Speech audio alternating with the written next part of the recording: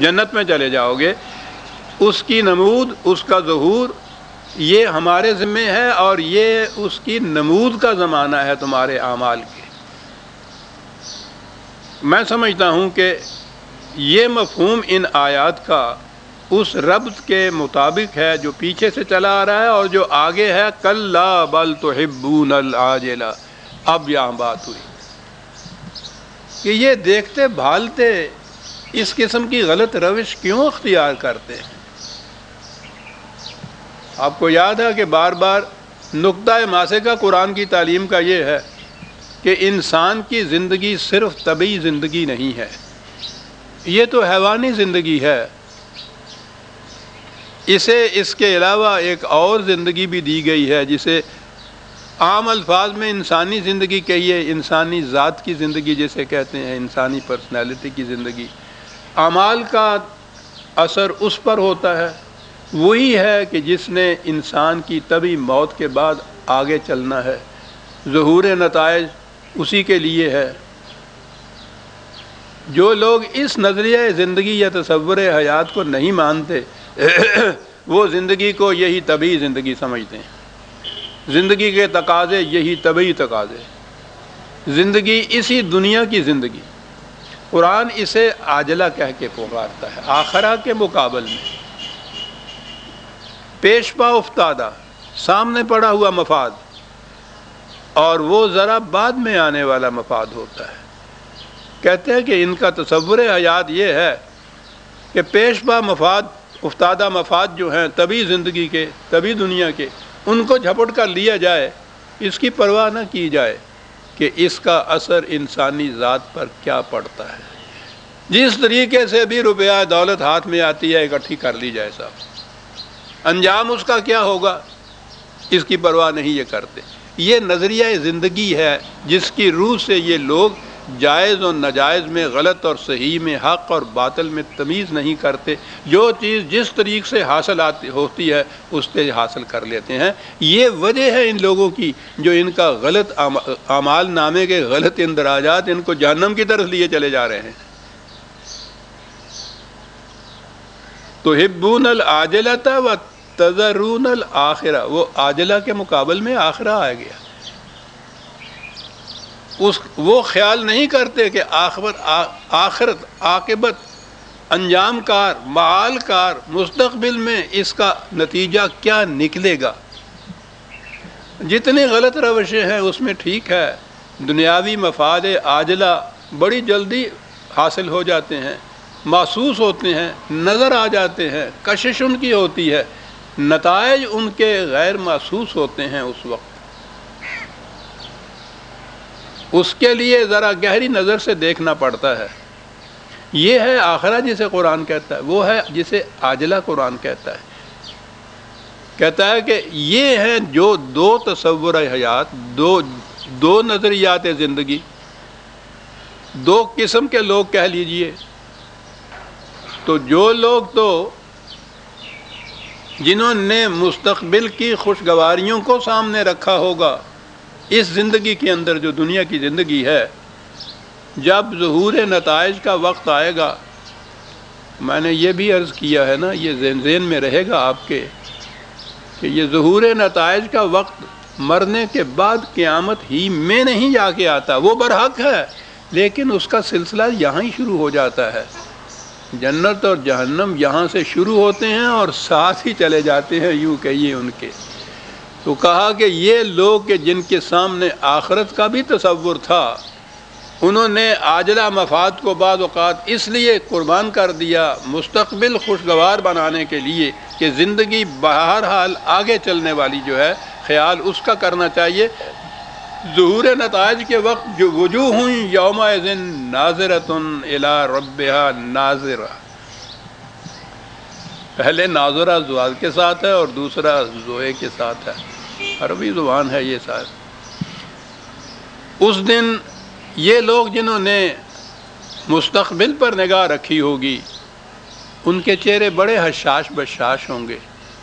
اب یہ جو چیز ہے نا، الی ربہا ناظرہ، دیکھ رہے ہوں گے اپنے رب کی طرف، تو عام طور پر یہ کہا جاتا ہے کہ قیامت میں خدا کا دیدار ہوگا، وہ سامنے آئے گا اور اس طرح سے لوگ دیکھیں گے اس کو، یہ کی جائے۔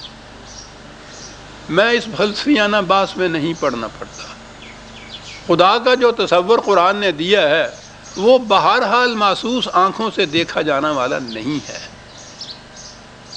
عام آنکھیں تو ایک طرف رہی، وہ تو پیغمبر کی آنکھ میں بھی نہیں دیکھا جا سکتا۔ حضرت موسیٰ علیہ السلام نے بھی جب یہ کہا کہ بات تو آپ سنا رہے ہیں، ذرا بے نقاب سامنے بھی تو آئیے، تو جواب دے دیا گیا کہ لن ترانی، تو دیکھ نہیں سکتا تو۔ وہ محسوسات سے بلند ماورا ذات ہے، برتر از خیال و قیاس و گمان و وہم۔ وہ تو جو اس نے اپنی صفات بیان کر دی ہیں ان سے ایک تصور ذہن میں کچھ قائم ہو سکتا ہے، محسوسات کی دنیا کے ساتھ اس کا تعلق نہیں ہے۔ تو بہرحال یہ اگر محسوس معنوں میں لیا جائے کہ وہاں یہ چیز محسوس طور پر سامنے ہوگی تو وہ قرآن کے اس تصور کے خلاف چلی جاتی ہے۔ لیکن وہاں کی زندگی کیسی ہوگی اسے ہی ہم نہیں جان سکتے، وہ تو خود ہی مثالی طور پر قرآن نے بیان کی ہے۔ وہ بھی یہ نہیں ہے کہ وہاں اگر اس نے باغ کہا ہے تو اسی قسم کا ایک درخت لگے ہوئے ہوں گے اور وہ باغ ہوگا، اور اس کے نیچے اگر وہ نہریں جاری ہیں تو واقعی وہ ندی اسی طرح کے پانی ہوگی اور یہ چیزیں۔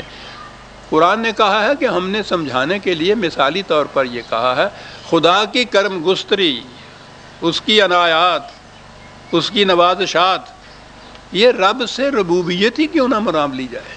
قرآن میں متعدد مقامات کے اوپر ہے، اس کے سامان ربوبیت کی فراوانیاں وہ ان کو حاصل ہوں گی اور اس سے ان کی زندگی بڑی خوشگوار ہوگی، چہرے بڑے مسکراہٹ سے بھرے ہوں گے۔ وَوُجُوهٌ يَوْمَئِذٍ بَاسِرَةٌ تَظُنُّ أَن يُفْعَلَ بِهَا فَاقِرَةٌ۔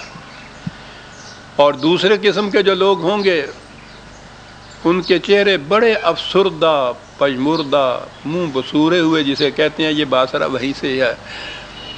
ان کی کیفیت یہ ہوگی، اس لیے کہ انہیں نظر آ رہا ہوگا کہ ایک کمر توڑ دینے والی ایک مصیبت ہے جو آ کے پڑے گی مجھ پر۔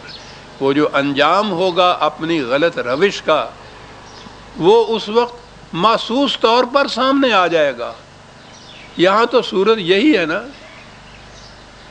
کہ انسان اپنی غلط روش کے انجام کو محسوس طور پر اپنے سامنے نہیں دیکھنا چاہتا یا دیکھتا نہیں ہے۔ وہ سامنے آ جائے گی اور اسے نظر آئے گا کہ ہاں ایک یہ فاقرہ ہے، بہت بڑی کمر شکن جسے کہتے ہیں، کمر توڑ دینے والی ایک مصیبت ہے جو آنے والی ہے۔ کلا، اب یہ کہتا ہے کہ یہ انکار کیے چلے جاتے ہیں آخرت کی زندگی کا، مرنے کے بعد کی زندگی کا، حالانکہ مرنے کے وقتی کیفیت کچھ اور ہو جاتی ہے انسان کی۔